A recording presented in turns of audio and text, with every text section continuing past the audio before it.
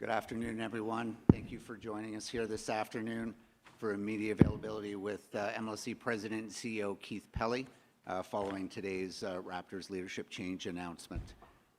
Immediately following Keith's opening remarks, we'll open it up to questions from the audience, and will be mics on either side of the room there, so please just raise your hand. We'll identify the reporter to ask questions, and Phil and Josh will bring a microphone to you. With that, I'd like to turn it over to Keith Pelley. Okay, thanks, David. Good afternoon, everyone, and thank you for joining us.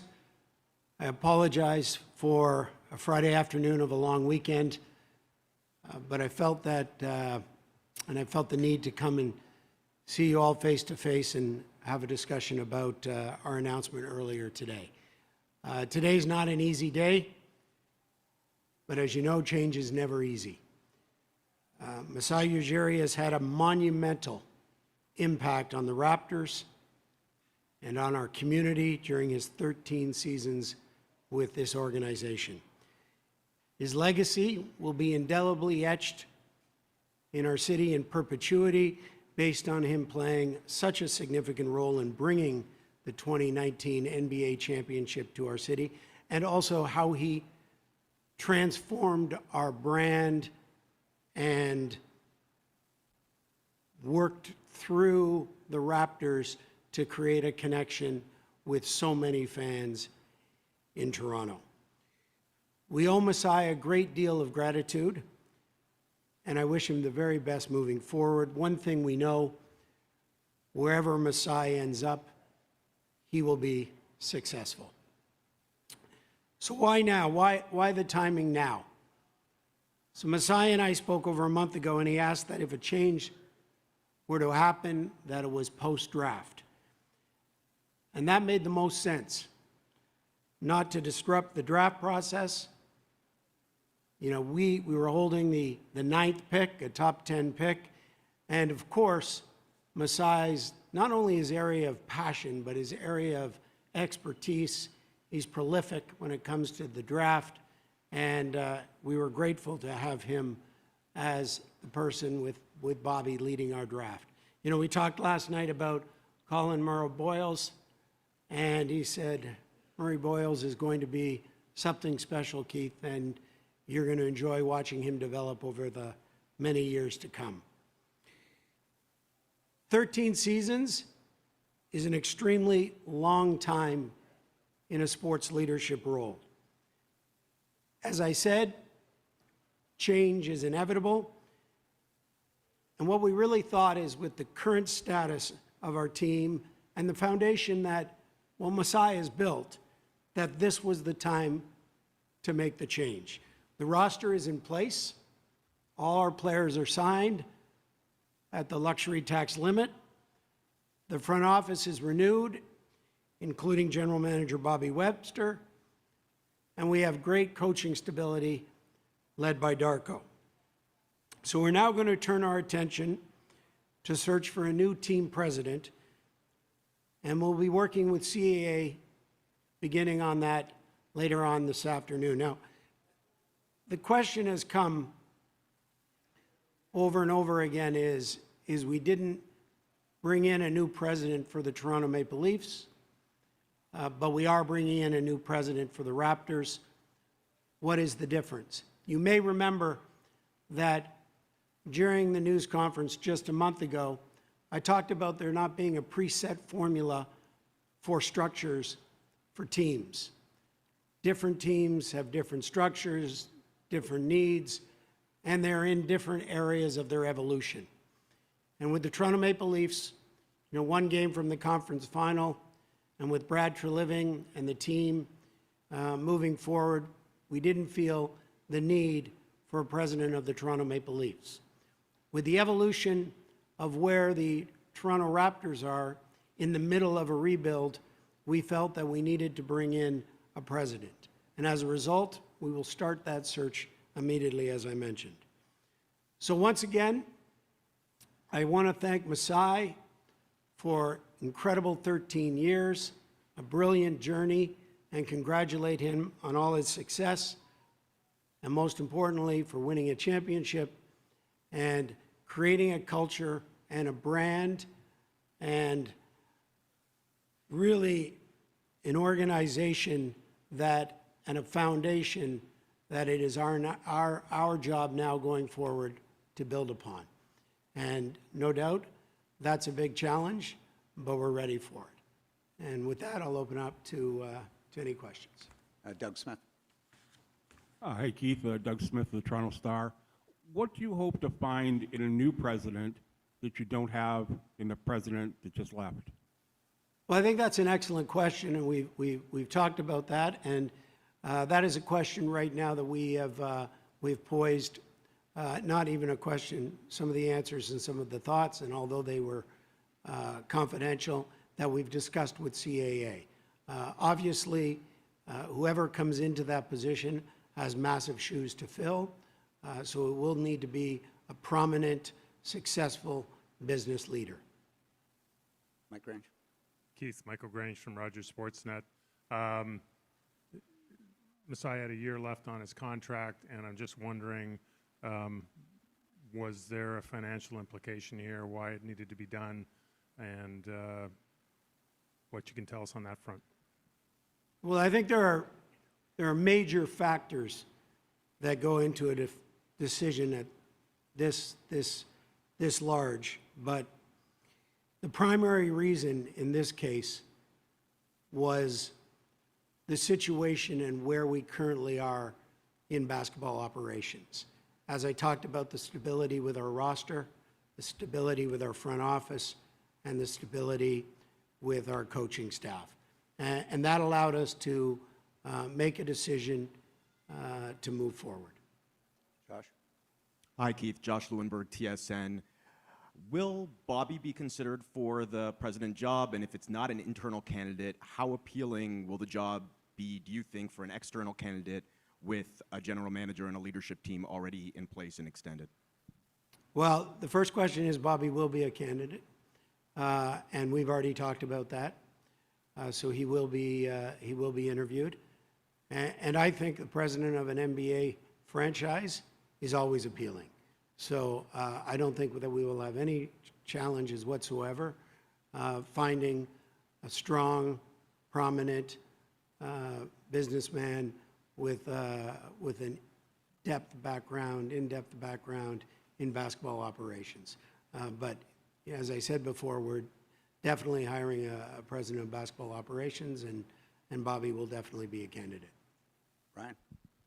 Hey, Keith, right here. Ryan Wolstad, Toronto Sun.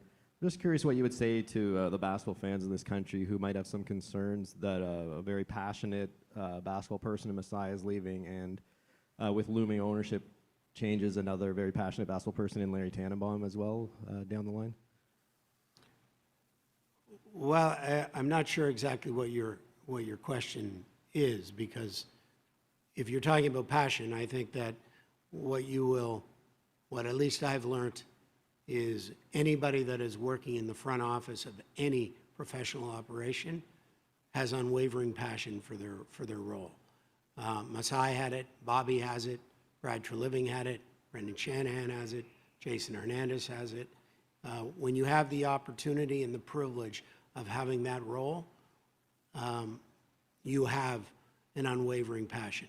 I go back to 2004, and I saw it for the first time when I had an opportunity to work with General Manager Adam Rita. And at 76 years old, when I ran into him just a couple of months ago, he still has that passion. People that work in sports and work at the highest level have the passion. So I would say to the fans that we will find somebody that unequivocally will have the passion to bring another NBA championship to this city. And that is our goal. When I arrived in April of 2024,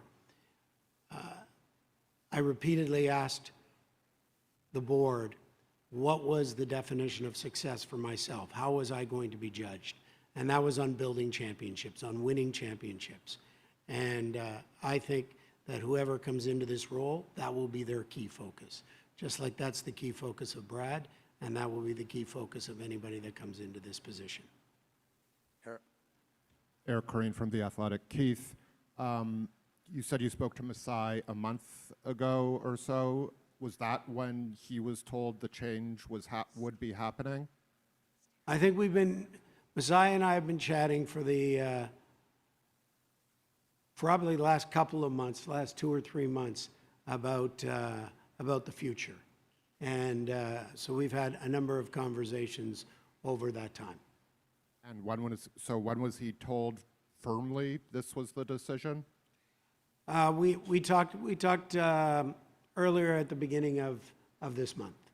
And what were your impressions of how he took that news? I think Masai is a professional, and so he took it as such. And I think that Masai, no doubt, will be speaking in the coming days, and you can ask him that question directly. Steve. Keith, Steve Simmons, Toronto Sun. Did you make this decision, or did Edward Rogers make this decision? This was my decision, supported by the board. John. Keith, John Chidley-Hill with the Canadian Press. You said, obviously, Bobby has been extended. What were those conversations like? Obviously, he and Masai had a close relationship, and Masai's departure, and then he's negotiating a contract. What were those conversations like with Bobby? They were very amicable, and Bobby and I had a number of positive conversations. I have a ton of time for Bobby. He has incredible integrity. He knows the ins and outs of basketball and the luxury tax as good as anybody does in the league based on his time at the league office. So no, they were very good conversations. In the back on the left. Joseph Cacharo, The Score. Keith, you spoke of the brand transformation that happened under Masai. Is there any concern that some of that brand luster will be lost with him? And then just a quick follow-up also, how involved in the day-to-day basketball operations do you want the team president compared to the general manager, say? Well, I think the team president will be very involved in the basketball operations, and will need to work very closely with Bobby. So the answer is his or her focus will be 100% on basketball operations. We have a number of centers of excellence based on the plethora of teams that we have. So him worrying about commercials or tickets is not going to be a priority. It will be focused entirely on basketball operations. What was your first question again? You mentioned brand transformation. Oh, yeah. Well, you know, yeah, let's give Masai tremendous accolades for creating a brand and a culture. But the testament to that brand and the testament to a culture is how it lives once that individual is gone. And I believe that the culture and the brand that he has created will flourish because that's the way that he would have wanted it to flourish. But when you create a brand, when you create a culture, if it is mitigated when that individual is no longer involved, then the culture and the brand has not been created in the right way. And I believe that the way that he has built the brand and the way that he has created the culture is something that we, as an organization at MLSE, cherish and need now to build upon. And that will be something critical for the next president coming in.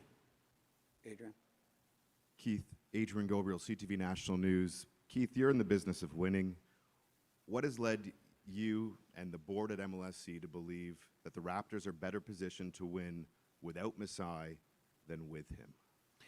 Well, I think winning is very difficult, and it's hard.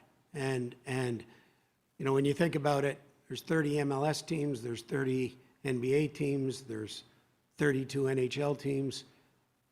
That's 3 chances out of 92 teams. So winning is hard regardless. So you have to have every piece of the puzzle. And I can't unequivocally answer your question right now because I don't know the answer. But as I said, change is inevitable, and sometimes getting in front of it is necessary, and we just seized the opportunity at this particular time with where we are in the evolution of the rebuild to make a move that hopefully now will build on what is a real young, aggressive team that Bobby and Masai has built and a foundation that he has built. And so somebody is coming in the midst of a rebuild and will hopefully expedite that and bring us to a new level quickly. Hi, Keith. Aaron Rose on SI. It sounds like you guys were happy with Masai being in charge of the draft, and it sounds like you're happy with the direction of the rebuild and the retool. So I'm struggling to understand why it was felt like it was needed to make a change given your happiness level with the rest of the roster. Well, I think the discussion with Masai and, you know, is a discussion that is obviously private between the two of us.